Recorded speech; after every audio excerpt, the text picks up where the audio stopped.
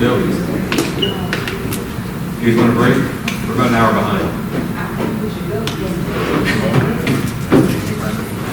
Yeah, I think if anybody needs a break, just step out I agree. and keep going. Yeah, come on, Lisa. You're it.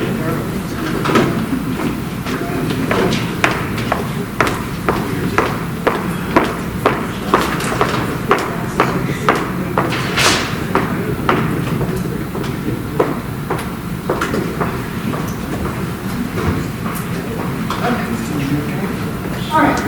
I'm going to just give a little bit of an overview real quick for just a couple of slides, and I'll move into everything. Basically, this is just what is under us. So Briscoe Park, I'm still writing this out. The Active Adult Center, and then we have the Maryville Building, which is the old library, Oak Road Park, and then Baker's Rock. Kind of just a quick staff overview. I certainly don't expect you to be able to read in the small writing, but basically we've got 10 full-time, 6 permanent part-time, 6 part-time, and then 7 to 9 seasonal. It just depends how many participants we have in camp. So that number is going to always be a moving target, really. So that's why it kind of says seasonal and why it's a wide number. So that covers the 4 sections that we have, so admin, recreation, maintenance, and the active adult. Marketing, we're always still just working on, getting out there, and we have a variety of ways we do it. The roadway billboards are really cool. We try to do surveys to see how people hear about us. We don't get as much feedback on that, but I do think that there's a lot of people that do see that as they're sitting at the lights that these two are at. And it was kind of nice to be able to add that into the repertoire. Did some people further down on 78 mostly, not as much 124, but I think 178, I think it's nice to get that group of people. We did grant purchases, go through Gabby and with the GMA, and they said grant, we're always getting something from there, and it really, really helps so that we can see it's quite a bit cost. We've gotten a little pressure washer. Usually before we switched over to the tire grant for the playgrounds, we would do the mulch. Oak Road is still regular mulch, so that was what this one was for. Usually the mulch, they're having to replace it at least every other year. It's surprising how much it moves and goes away between the kids and just the weather. And then staff has done really well, kind of partnering with USDA, and they have a few different kinds of grants. Some of them are smaller, like the May is tennis month. They do a few of those through the year in different months, and we do a program. And if you do a program or a little event, then they'll give you the funds to buy balls or signage and those kinds of things. So it's been nice to partner with them because we use that money to kind of get the supplies, the tennis nets, the little ball carriers, all that. It's surprising how quickly that stuff kind of deteriorates from sitting out in the sun. So the grants are really kind of nice. Park maintenance, similar to Public Works. We've been struggling with staying fully staffed. 2025 was really bad. We finally were able, towards the end of the month, the July was our permanent part-timer over at the Active Adult Center. But then, obviously, we went almost a full year. We hired somebody in November, somebody in December, and then we were able to promote somebody into one of the previous positions. So you can kind of see it's a younger, experienced group at this point. But they are all very motivated, so we're very excited. They're working well together, so it's similar to Public Works. It's been a struggle, and it's very hard when all you're doing is being reactive instead of proactive. So 2026 should be a lot better for us to be able to really get a lot of things done and really be doing it on our proactive as opposed to reactive. We still have issues typical of, while we've been working on the park master plan, there's still a lot of infrastructure that is just older and has issues. So we're always having to do a lot of unexpected big maintenance issues that, it's like, I told Matt, it seems like every time we have a water break, if it's in the roadway within the park, it's $4,500. So we have 2 of them this year. So $9,000 for something that nobody really sees, but you have to fix. So it's hard. It's trying to be very fiscally sound when you have something like that you're spending $9,000 on, you just not even expecting. The Active Adult Center, our membership continues to increase. You kind of see the numbers there. I think one of the things that most mayor and councils that have been here as long as I've been here rotate through, it is a little surprising the percentage between resident and non-resident. It is very highly not resident. And I think it's often surprising, but it's really consistent the whole time I've been here, the 20 plus years. It really kind of has stayed about this. It really stays about those numbers, that it's majority non-residents. And really, it's a lot of word of mouth. We do some marketing, obviously, but a lot of it is just people talking to each other and talking about the programs we have and wanting to be a part of that. So we've already been utilizing the Betty Room over at the park a couple of times a month for some of their programs that they don't have enough space for, which is fine. But it just goes to show that it really is growing. They usually try to do at least 2 or 3 new programs. Sometimes they take, sometimes they don't, typical of programming. So that was just what they tried in 2025. All of those are still going. So all of them are going well. They do their own special events with members, and this past year they did 11. That's kind of a lot. And then we of course continue to do the daily, the local day trips, and usually it's between 2 and 3 overnight multi-day trips. I know this year they don't do a cruise every year, but this year they're doing a cruise. It's a 7-day trip. We totally, a couple years ago, for those that are new, we had 2 buses that we used. They were 10-passenger buses. Staff's very happy we do not have those anymore. So we didn't really use them enough. Steve had a hard time just keeping them running. They were older, but they had hardly any miles on them, but tires dry rotted. It was just a lot of things. And because we had 2 of them, we had to have 2 staff driving them. So we've gone with the charter buses, 100% better, lots of compliments. Obviously, you can imagine those charter buses are like really nice. Cushy seats, it's just somebody else driving. It's just, and it allows us to take up to 50 people. We have to have a minimum of 40 to get people, for them to use the charter, but we do not have a problem with that. In fact, most of our big trips and a lot of our popular trips, we still have waiting lists. So even moving it up to 50, because we could only take 20 on our trips when we were driving. So we obviously more than doubled, and we still have people on waiting lists. So I kind of feel sorry for anyone who didn't get to experience the good ship with the butch driving the scenic service. You mean the death trap? Death trap. Downtown. well, the buses weren't nice anyway, but then with Butch driving, a whole new these are just such a wide variety of what they do. Like I said, the special events they'll do. The top right corner was a jazz. They had a guy come in and play the saxophone. Red Hatters on the other side, and then of course you see they did the train ride. They did the Delta. And they had a couple of the characters at the Christmas party this year. So they were a big hit, I will say. They're like little kids. It's crazy. Everybody wanted a picture. Some of the other programming over at the park, the tennis is still going really strong. Considering we only have 4 courts, there's a lot going on in those 4 courts between just our lessons. We did have it resurfaced again, so of course they look really nice at this point. We do have quite a few,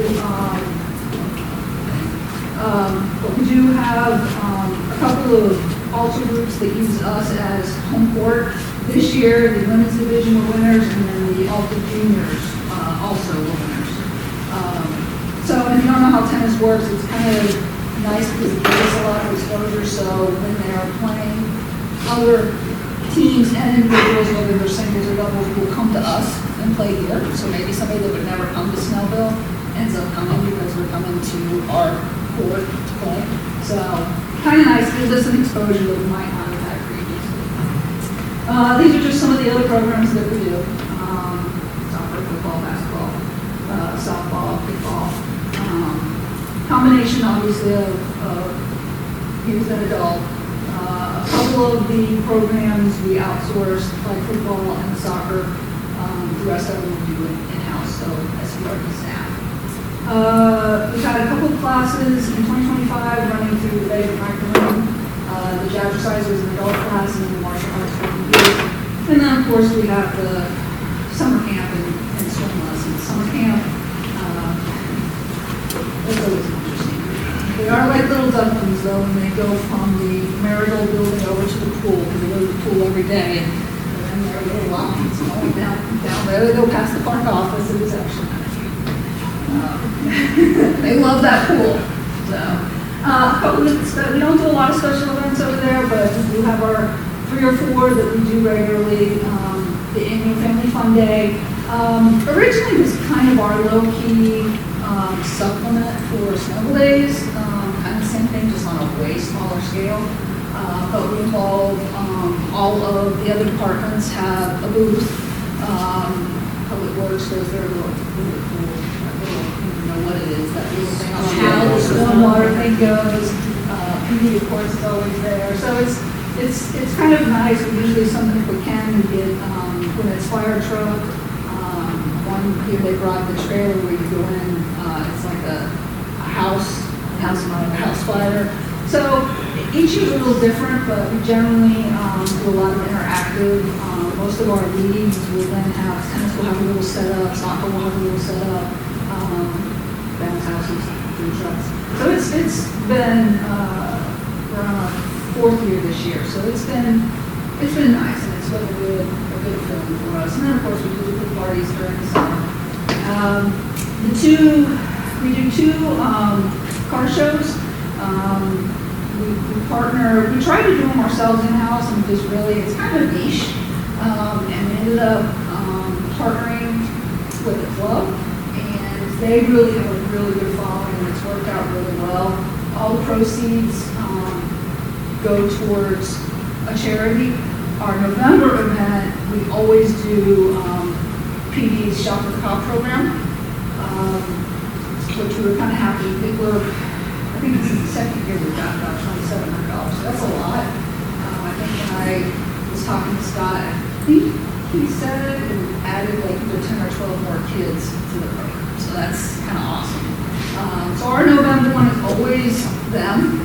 Our April show, we kind of change up. Last year, as you can see, it was the Lynette Humane Society. We raised about $2,000. This year, it's going to be co-op. So we kind of just rotate around on our April one just to get the funds out to some different programs. But it's always always. If you'll remember, back in 2023, we went with the software program. And it has been great, both from our perspective. It allowed us to go online as it should, registration, rental. It allows us to do not just for people can go to the flex schedule, you can see what's available, what's not available. It's just much more interactive. It's just a lot more user-friendly than literally the old school where we would come in and say, I want to rent Women's Pavilion. We pull this big notebook out and we flip to that date and see whether it was reserved or not. So it just has streamlined us much more. And it's kind of done what I wanted it to do. We wanted to be able to use it prior to the community center so that we could get an idea of how to use it, what is the best way to use it, what programs should we add, not add. So it has really turned out to be really a great resource for us. And I think when we get to the community center, it's going to be even better to help us with not just the user, the patrons being able to do, but for us to do tracking and to be able to send out mass communication. It's just, it's a great resource. Some expenditures, like I talked about a little bit earlier, just unexpected repairs. They just add up so quickly, it's kind of crazy. You know, we did also have some higher expenditures this year because of, which is a good thing. Both our basketball and our camp kind of exceeded our expectations in participation. So we really kind of didn't project well enough with what we would need. But like I said, that's a good thing. We were very happy to have the higher numbers of participation. And this is a pretty good, in years past, soccer has always been our high revenue source, which makes sense. I mean, you can see 320-something kids go through that program, and they kind of have stayed that. It ebbs and flows a little bit, but they've kind of stayed that number. Of course, we've never been able to do basketball because we haven't had a facility. When I first got here, like I said, 23 years ago, we were doing summer camp, but we stopped it probably 2 or 3 years after I've been here. So we hadn't done it for a really long time. And then about 6 or 7 years ago, we had somebody that was interested in doing it, so we partnered with them. We ran it out of the basement, which if anybody's been in the basement, that's really not, it's not air conditioned. It limited the number of kids he could have as it was. Plus it just, you can only do so much to really make it a sound program. So when we knew finally that the community center was going to be approved, we kind of thought that through and said, okay, let's start working our way into us taking it over. And then we were able to get the Marigold building when the library moved over to here. So the last 2 years we've been using that, and we use it again until the community center opens. So the summer camp has, again, taken off exponentially that we just really weren't even thinking was possible. So both the youth basketball and the summer camp are in facilities right now that are limited in how many we can have and cap. So once we get the community center, I mean, again, the numbers are going to be based on what we want to cap it at. So that part's very exciting. It just goes to show that facilities really do make a difference, because we actually had neither of those programs, 2 to 4 years ago. So very exciting from our standpoint, because we get to start doing things that we know we want to do and that the community wants. So again, just for last year's summary, we are serving more youth than we really have ever been able to. A lot of that's through the facility. The rec desk, like I said, has been great. We're still working on some operating procedures. With the community center, we're going to have a lot more staff. We're going to need to have a lot more definition of how things are run. We did have some retirements and shuffling of staff, so we're able to promote some people.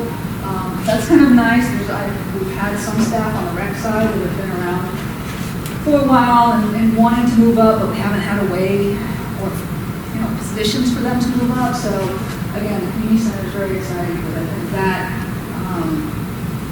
is going to make it happen, and I think we'll be able to keep some good staff along with hiring some new staff. So again, looking ahead, the facilities, I mean, it kind of is all the same thing. With the increase of our facilities, which really is community center, Marigold building, it really is going to change direction and our capabilities of what we can do, what we should do, what we will do. So all of it, is just very exciting.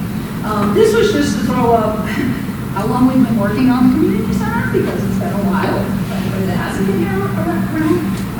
We're actually talking about it when I got here in 2003. So we've been talking about it for a while, but we've actually started it and started one 2 or 3 times. And we're finally there. So it's very exciting. It's a long time coming. So this is an overview. That is the park office, and that's the tennis courts, to give you an idea. Over here is Lenora Church Road. So So this view is this view. This is where the basketball courts were. That's the parking lot that's right there. So that's a view of after they demoed everything. Then looking this way is this. There's the three walls that they have up. Community center, this will be the parking lot. This is just looking the other way. The park office is over here. And then here is a little better view of the actual building itself. And there's the park office and textbooks. So, it seemed like forever they were just moving dirt, but they finally poured concrete. Hopefully, we really will start to see some movement up. This is kind of just the front view, obviously, and then the interior for the color of it. In saying that, I wanted to throw this up again. It's small, so it isn't for you to really be able to see what the positions are. I just wanted to try to show the difference between this is current and this is projected of what we would need to be able to efficiently and effectively both run the community center but then do the extra programs and all of that. I say that because that is a significant increase in staff, which obviously will affect the budget. Just to give you some numbers. So currently the park office is 40 hours a week, depending, obviously we're not sure on the hours yet, but we're looking at least 79 to 81 hours for the community center. So if you just look at that alone, staff, we have to have staff there.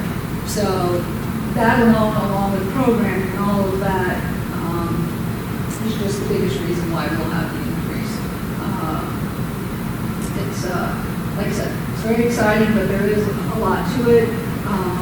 Especially budget-wise, you know, there's the staff side of it, and then there's the programming side of it. On top of that, you know, I certainly don't want everybody to forget about the rest of the park. So, you know, the community center is going to be so nice and shiny and pretty, but we want to make the rest of the park continue to look like that. You know, we still also have Oak Road Park. We still have the Active Adult Center. So, you know, there is a lot that's going to be focusing on the community center, but when we present the budget, I just want everybody to just remember there are still the normal things that will be going on with the rest of the park also. So, like I said, very, very exciting. I didn't know if everybody knew, but one of the things that we look at that's going to help with the programming, we're part of the NRPA, National Recreational Park Association, along with GRPA, and being a part of those associations, almost every sport, both for sure youth, adult it's sometimes limited, but you compete. You go to the district level first and you compete. If your team wins at the district level, then you go to state. And state moves around depending on what the sport is, which agency is the one that's sponsoring it. So if it's basketball, the state tournament might be down in Macon, or it might be up in Dawsonville. So you move around. My point in that is that once we get more of these leagues and we get competitive, we can actually go to other agencies amongst the state. You know, we start out with District 7, so there's 8 districts, and we're just the north east corners where we're included. But it's about getting out there and people seeing who we are and what we're doing. So that's very exciting from our standpoint. We have a few years past, sent some adult softball teams to district and to state. But adult softball kind of goes up and down. So that's the only sport that we've been able to send teams to. Now, you know, like I said, could be basketball, could be volleyball, you know, anything, could be pickleball, could be, you know, can't soccer because that's not really, but my point is we can be out there, we can be representing, they can be representing us, which is, again, very exciting. So, you know, we're going to continue to do what we do. We started the basketball, partnering with the church, using the church facility, because we knew we wanted to have the program in place before the community center opened. We had no idea it was going to pop the way it did. The first, I might get these numbers wrong, the first season we did it, we had, I think it was like 63 And we doubled the next season, and this season, I think we're at 150, 160. We only have 2 courts there, so we really can't do any more than that. But again, it's perfect because it'll flow right into people, all they're gonna do is change venues. But they already know what our program is, they already talk about how we do things compared to Lynette and some of the other clubs around here, so us trying to do some things ahead of time, I think it's gonna totally help us once we get into the community center and it opens. We certainly aren't gonna, first year, have, 8 new programs, but we'll have some solid programs to begin with. We'll be able to, the active adult center is doing exercise classes over there. It's really not meant for that. We'll roll them over, which will then allow some more empty time slots for them to add some stuff. So again, the community center is going to be exactly what that is, a community center. So it's going to be used for a lot more than just athletics, not just youth, not just adult. And for us, that's very exciting. It's going to let us do so much more than what we've been doing in the past. So again, doing a lot. We're looking very forward to the community center. I just hope that you will continue to give us the support that we need, because there's going to be some more, both budget, staffing, those kinds of things. But it's very exciting. We're very excited. The staff is very excited. So thank you for at least finally getting us moving and getting the building going up at least. So thank you. And when's our projected open date on the center? The open date? Or completion We've date? gotten that far. Yeah. It's the open, I mean. Or completion? Yeah, I mean, July. This July. Yeah, July, maybe even into August, but I think our talk is get the building up, give us a month between when it's finished, and we've got all the kinks worked out with Okay. and all that stuff. I just meant, Even yeah. that. But, yeah, building complete bar for July. July, August.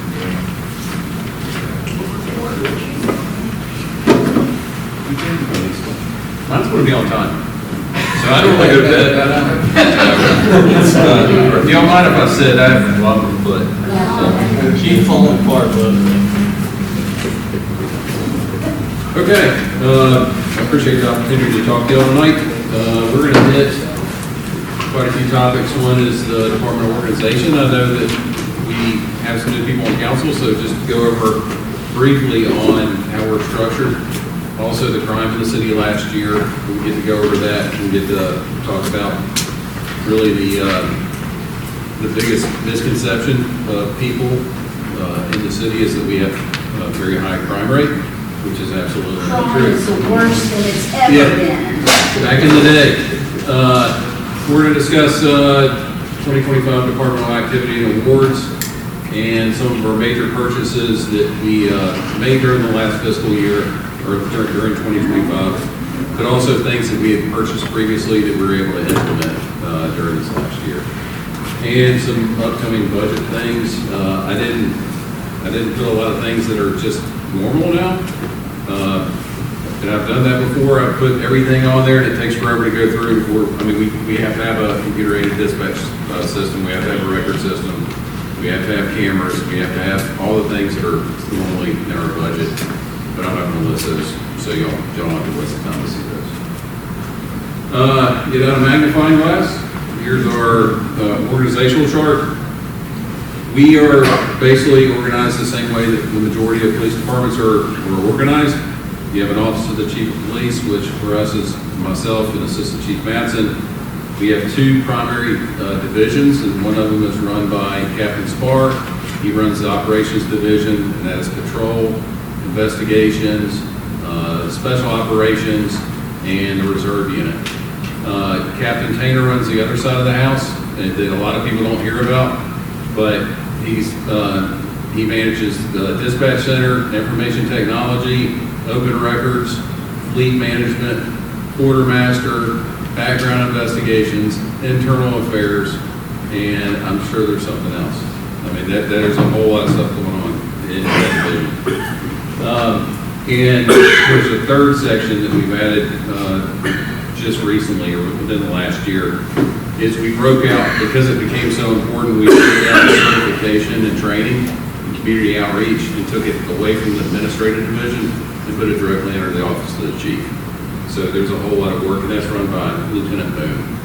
But there's a whole lot of work that goes on there too with all the state mandates that are required. Feel free to stop me anytime you have a question. Crime in the city, we had 2 homicides last year. One was the domestic-related murder-suicide on West Ridge, and the other one was the drug-related murder that took place on Inglewood Way up in the north side of the city. I can't comment a whole lot on that right now because it's still pending prosecution, but we made multiple arrests on that case, arrested everybody that was involved. One's already been found guilty, and the other, I think, 4 people still have their pending cases. So I won't go into great detail on that, but it was a drug-related murder. We had 4 rapes that were reported. This is pretty close to what we normally have. Of those 4 reported, 1 was unfounded. One is just inactive because the victim, she didn't want to provide us a lot of information, which does happen. And 1 we're trying to get a grand jury indictment on, and the other one was cleared by arrest. None of the cases, the rape cases, were situations where the person didn't know who the suspect was. And that's important in the community because, you know, these ladies, they don't want to be attacked by a stranger. And that's not the kind of thing that happens here in Snellville, or at least it has never happened since I've been here. We had 4 robberies, which is a record low. This is an example of people say back in the day, nothing ever happened. When I first came here, it was common for us to have 20 robberies a year, and now we just had 4. It's pretty much, it's normal for us to have about probably 10 a year, and these are all types of robberies. It's armed robbery. It might be just you grab something from their person, where it's a strong arm robbery. But so they're not all armed robberies, but I mean, just having 4 is ridiculously low. So that is a crazy low number. Okay. Yes, Not really a question. I know something like these numbers here, you don't know that it is. So kind of when you go online, you get a lot of the numbers from what's going on in the shopping centers that I think leads to a lot of people saying crime is even more. Like when I research online, I see a lot of the robberies and stuff, literally from the shopping centers. So I didn't know that we only have 4 because we look online, really make it seem like it's a lot of, you know, robbery amongst the town folks. I don't know if that's the right word. Yeah, one of the And yeah. robbery. So then it's between like the robbery, I guess, and the theft side of the thing. right. You'll hear a lot of happened in Snellville and it's not in the city. Right. Is that just the key? So, and I'll get to touch on that in just a second, which might shed a little bit more light for the citizens on what is actually taking place inside the city. So 28 aggravated assaults, this is pretty consistent for what we have. For those types of crimes, for those that don't know, aggravated assaults is just an attempted murder, an attempted rape, an attempted robbery. The vast majority of ours aren't attempted murder, rapes, or robberies. They're typically domestic-related strangulation type cases. So 2 people get in a fight, 1 person puts their hands around somebody's neck, and now the state of Georgia, after they passed the law a few years ago, says that's aggravated assault. So that's the majority of ours. 19 burglaries, that was a record low this year. It just keeps going down since COVID. So having I mean, you heard about Jason talk about all the businesses and the residences, and you talked about the residences. To only have 19 commercial and residential burglaries is tremendous. So very low on that. This is another example. Back in the early 2000s, we routinely had over 100.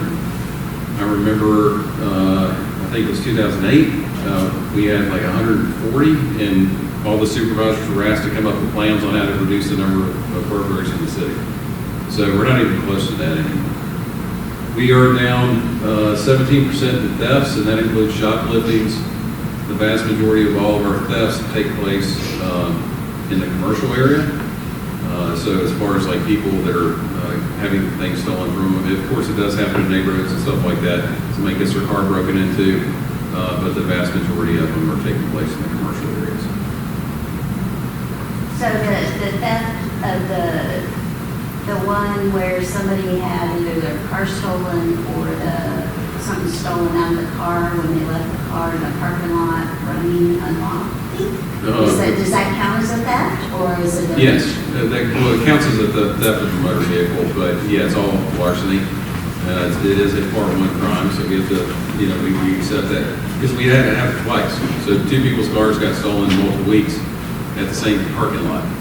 So I think somebody just wanted to get a ride home. But the first time, they actually had kids in the car. So, we investigated that as a kidnapping, but it wasn't, they didn't steal the car. They dropped the kids off the next street down the street. They weren't trying to kidnap them. This is the part that, this has been taking so long, but we finally got a crime mapping system that the citizens will be able to see. It's through crimemapping.com. I've already talked to Brian, if he's still around. He's going to help get this advertised so we can get it out to the community, get some social media posts on it. So everybody knows that if they see 5 police officers coming into a neighborhood, like what's going on in that house, they won't be able to know that we went in and this was found and this was found and this was found, but they'll know that it was a search warrant, or they'll know that it was a domestic. So it'll give just a little bit more transparency about what's going on in the community. Is it the same system the county uses? It is, which I'd rather it not be, because people know how to use that. yeah, people know the previous program we had, we were able to show the differences in the crime around the county, and now they're all going to blend in. So, but at least somebody will know where their street is. Finally broke 100,000 calls for service, and this is an increase from the previous year of 7%, and it's increased to 23% from 2023. So we've had a significant increase in the amount of activity that we are getting involved in. We had 7,400 hours of training, and I just broke out some of the training that so many people want to hear about. The kind of training that they want police to have is the kind of training we want to have, because you'll see in a second, we've become a more professional police department. So of the training hours, 120 hours in use of force. This is not like how to beat up people. This is the type of way that you can use force legally, what you can do when certain things happen, what the policy restrictions are for the police department as far as using force, the different types of weapons that the police department uses. All that kind of stuff goes into that training class. 87 hours in de-escalation, 205 hours in community policing, 73 hours in gang awareness, and 105 hours in human trafficking. So we have ramped up our training, and that's a lot of that has to do with the amount of work that Lieutenant Boone has done for the training program. He's done an outstanding job. Even though our calls for service are up, our incident reports are about the same, around 5,000. So there's not a whole lot of increase in that. We had a 10% reduction in accidents, and that is an unbelievable thing. We always want people to stop crashing into each other, because, they get hurt and then they make the traffic worse. We actually, for the first time in a long time, we had a reduction in arrest. So we had about a 19% reduction in arrest, down to just under 1,400, which is kind of a good thing. It's good that you don't have to arrest a lot of people, or arrest the same amount every single year. We had almost 23,000 traffic stops, which was a slight increase from 2024. And I pulled just a quick stat on that. 34% of those just have resulted in a verbal warning, so there's no paperwork or anything that goes along with that stop as far as a charging document. So, which is a pretty high number of warnings given just almost immediately. Can I ask a question? Yep. Calls for service have gone up, but crime, crashes, arrests, all of that has gone down. Are they, a bunch of those calls just BS calls? What's the discrepancy? It's everything. It could be a 5-hour crime scene call all the way to an area check, a proactive area check. Oh. So it's all of those things. Yeah. And basically you have officers that are actually trying to be more proactive as far as getting out there and trying to find people. A suspicious vehicle behind the shopping center, a code enforcement issue overnight, Snellville van. It could be anything. But obviously some calls take, and it all averages out in the end.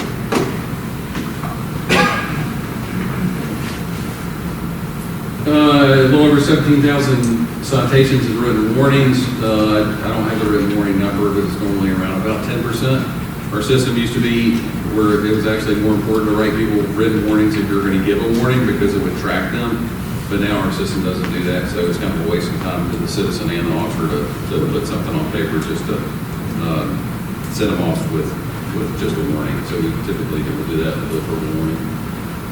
We had a slight increase in pursuits from 2024 to 27 pursuits for the whole year.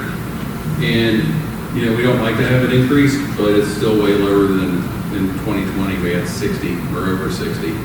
So that's when it was, I mean, basically Atlanta PD said that they weren't going to chase anymore, so everybody in Metro Atlanta thought that no one was chasing. So everyone ran. It was horrible. Really good number. Our use of forces went down to only 14. So if you think of 14 use of force events out of 1,400 arrests, that's around 1% obviously, which is way below the national average of use of force events per arrest in the nation for law enforcement. We, of those 14, one use of force was deemed outside of policy, and it wasn't an excessive force type situation. It was just a situation that the officer pointed the taser at the wrong location. So had they tased them, it would have hit in an area that we would not want to hit somebody with a taser. So it was in a highly charged situation. The officer got coached and counseled, and all that got documented. So if something else happens, we would know about that. We had 13 citizen complaints. Of those, one is a pending investigation, so it hasn't been finalized yet. 3 were sustained, and all the ones that were sustained were non-serious allegations. Mainly the officer didn't do his job correctly on an accident call or a call for service. The officer was rude to me, and so those are those types of things. Nothing that was major. Anytime we have a sustained complaint, we carry out progressive discipline to make sure that we change the behavior. 9 were unfounded, exonerated, or not sustained. So the vast majority are not. They're not sustained.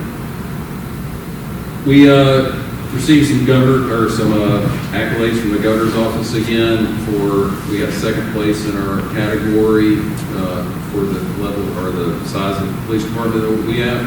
And we had first place overall in the state for distracted driving enforcement and education. I think you all were on the emails I believe you are on the emails when Officer Lash and Officer Mossman were recognized by the district attorney's office for basically stopping a guy that was coming to kill his wife, or his ex-wife, which was a really awesome job.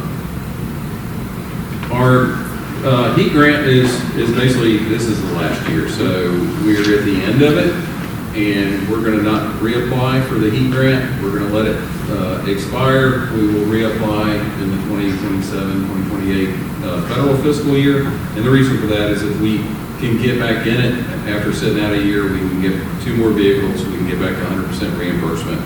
Because right now we're only getting 20% reimbursement, and we do a whole lot of work directly related to the heat enforcement that really 20% is not worth carrying on. So we'd rather get back to that 100. I pulled the last probably 2 or 3 months of our monthly reports that we have at the police department and just showed some community engagement events that we've been involved with. I won't go over all of them, but I believe that's the car show on the far left. We went and helped South Carolina High School on a crime scene processing class procedure that they were doing. Obviously, we do our Halloween thing every year. There was another, I think it was a traffic safety thing that Officer Barry's in up top. We just look for opportunities to get out. And none of these people, well, other than maybe the daycare stuff, none of them are anybody that's assigned to like a community outreach group. I mean, these are just the officers that are on the road. Officer Barry's on the traffic unit, so he's out there stopping a bunch of cars, but he's also going to meet with a bunch of kids. So that's the kind of police department we want to have, and the kind of philosophy we want to have. Some of the major purchases or programs that we started last year, one was driven by the city council with the barrier systems to protect the people that come out to our city events, which has worked out really well. David's crew has done an awesome job getting those out to the locations so we can get them set up. We continue to buy police vehicles through the speed camera programs, and all of these are speed camera purchases.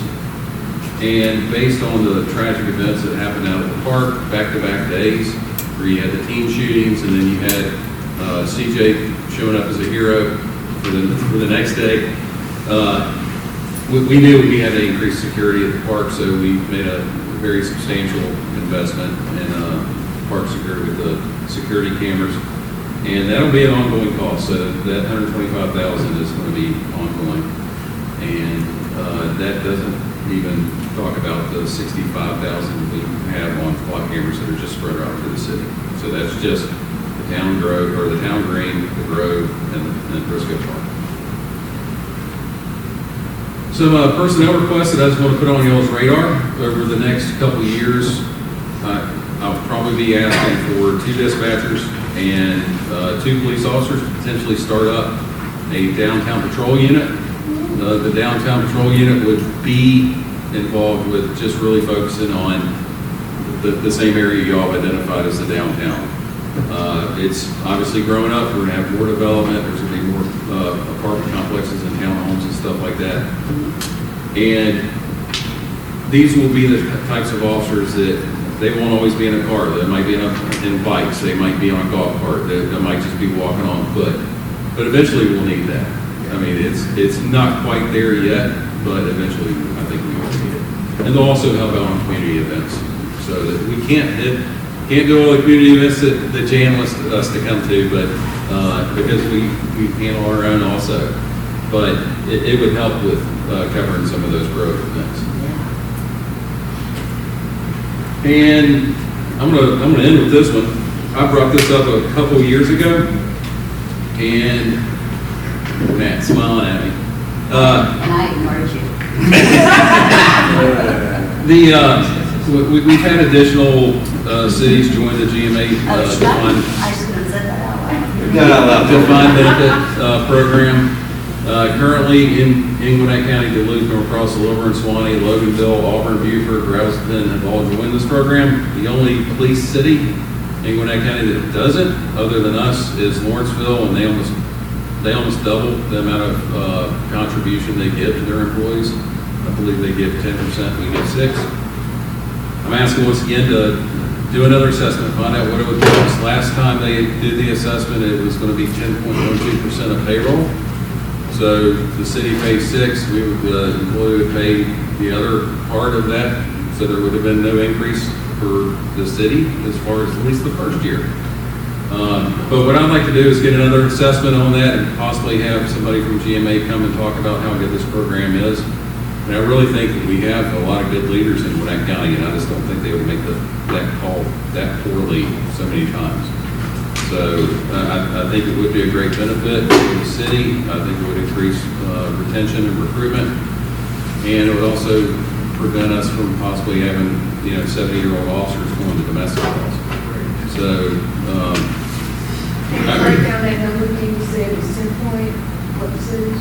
what they gave us last time was 10.12%. I don't know if, I know that Lilburn just got, on theirs, they got quoted, I think it was under 10%. So I think it fluctuates a little bit as far as what they evaluate you at. And it might have something to do with how many people you have, what the ages of those people are, all that kind of stuff. But I would just like to have the ability, once again, to do that research. Any questions?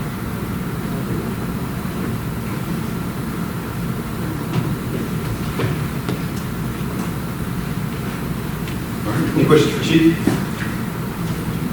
Sorry I flew through that. Mayor, that's all we have as far as presentations. Well, we're at the end of our agenda, so I'll entertain a motion to adjourn. I motion to adjourn this meeting. The second, right there. All right, we're done. Thank you.